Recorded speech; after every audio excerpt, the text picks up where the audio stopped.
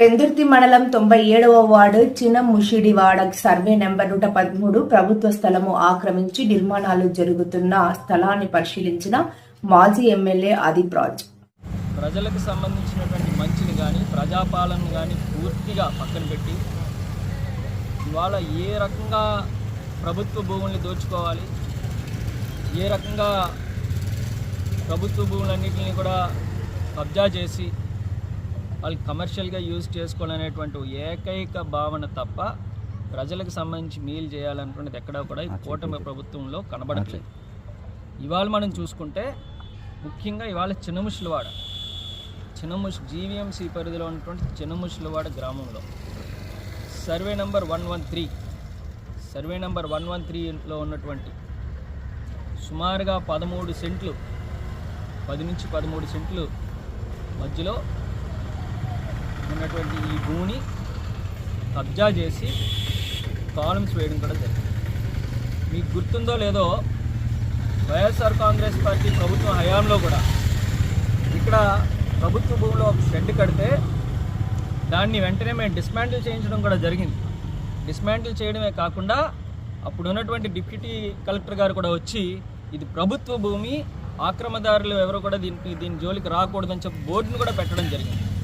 ఆ బోర్డును పీకి వేసి మళ్ళీ షెడ్లు వేసి ఇవాళ షెడ్లను కూడా తీసి ఏకంగా కాలమ్స్ వేసి ఒక కళ్యాణ మండపమో కమర్షియల్ కాంప్లెక్సో కట్టేటువంటి పరిస్థితికి వచ్చారు. అంటే ఇవాళ అధికారులు ఏం చేస్తున్నారని చెప్పి మేము అడుగుతున్నాం. నేను ఎంఆర్ఓ గారితో కూడా మాట్లాడాను.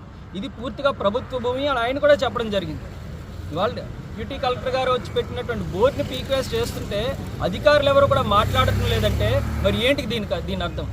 ఖచ్చితంగా ఇప్పటికైనా అధికారులు తక్షణమే దీని మీద చర్య తీసుకొని ఇక్కడ ఉన్నటువంటి ఆక్రమదారుల మీద క్రిమినల్ కేసులు పెట్టి ఈ ఏదైతే కట్టడాలు ఉన్నాయో ఇప్పుడు కాలమ్స్ లెవెల్ ఉన్నటువంటి డిస్మాండిల్ చేయకపోతే దీన్ని ఏ స్థాయికైనా మేము తీసుకొని వెళ్తాం.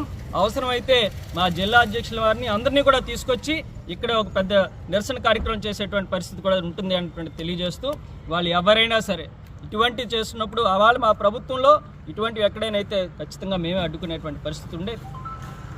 ఖచ్చితంగా ఇటువంటిది మరి ఎవరైతే కూటమి నాయకులు ఉన్నారో ఇటువంటి కబ్జాలకు పాల్పడుతున్నారు, ఏ పార్టీ అయినా అవ్వనివ్వండి, కూటమి నాయకులనే కాదు ఏ పార్టీ అయినా రెస్పెక్ట్ ఆఫ్ పార్టీస్ ఎవరైనా సరే ఇటువంటి కార్యక్రమాలకు కానీ పాల్పడితే తక్షణమే చర్యలు తీసుకోవాలి. మరి ఎంఆర్ఓ గారికి ఇవన్నీ విషయం తెలిసి కూడా ఎందుకు ఆయన ఈ రకంగా ఉంటున్నారన్నటువంటి తెలియట్లేదు. చాలా క్లియర్గా చూడండి, మీకు ఇందులో మీ అందరి దగ్గర ఉండే ఉంటుంది. ఇది మన అడంగల్లో కూడా సర్వే నెంబర్ 113 30 గయాలని చెప్పి చాలా క్లియర్గా మెన్షన్ చేస్తుంది. ఇది గతంలో వేసినటువంటి షెడ్లు. వీటిని చూడండి, మీరు పేపర్స్లో కూడా వచ్చింది, మీడియాలో కూడా ప్రభుత్వ స్థానంలో కళ్యాణ మండపం పనులు అప్పట్లో గోల పెట్టిన వారే కూటమి ప్రభుత్వం, అధికారంలోకి వచ్చేది బరి తెగింపు క్లియర్గా ఉంది. అప్పుడు డిస్మాంటిల్ చేసినటువంటివి, అప్పుడు ఉన్నటువంటి షెడ్స్ని డిస్మాంటిల్ చేసినటువంటి ఫొటోస్ ఇవన్నీ కూడా మరి మీరు క్లియర్గా చూడండి. ఇందులో సర్వే నెంబర్ 500 స్క్వేర్ యార్డ్స్లో వీళ్ళకి ఇతనికి గతంలో ఒక పట్టా వచ్చింది. ఆ పట్టా వస్తే ఆ పట్టా మీద 500 గజాలలో ఆల్రెడీ ఆయన ఇల్లు కట్టుకోవడం జరిగింది. ఆ పట్టానే యూజ్ చేసి మళ్ళీ ఇప్పుడు కళ్యాణ మండపం కడుతున్నారు. అంటే పట్టా అన్నది ఒకసారి ఇస్తారా, 2-3 సార్లు ఇస్తారా? అంటే ఒక పట్టాన్ని పట్టుకొని ఏ భూమికైనా వెళ్ళిపోయి ఇది సరే ఆ సర్వే నెంబర్లో ఉంది కాబట్టి హద్దులతో పని లేకుండా కట్టుకొని వెళ్ళిపోయే పరిస్థితి ఉంటే ఎవరికైనా ఒక్క పట్టా ఉంటే చాలు మొత్తం ఈ ప్రాంతం అంతా కూడా సర్వే నెంబర్ అంతా కూడా ఆక్యుపై చేసుకోవడం. కాబట్టి తక్షణమే ఎంఆర్ఓ గారిని కోరుతున్నాను, దీని మీద తక్షణమే చర్యలు తీసుకోవాలి. ఎందుకు మీరు ఇప్పటివరకు ఉపేక్షించారో కూడా నాకు తెలుసు. ఇవాళ ఈ ఉపేక్షిస్తే మళ్ళీ ఏదో రకంగా దొంగ కాగితాలు పెట్టి స్టే తెచ్చుకునేటువంటి కార్యక్రమాలు కూడా చేస్తారు. ఇటువంటి వాటికి కూడా మీరు తావు ఇవ్వకుండా ఈరోజే దీని మీద మీరు చర్యలు తీసుకోవాలి. లేకపోతే రేపు నుంచే మా పోరాటం మొదలవుద్ది మరింత విస్తృతంగా.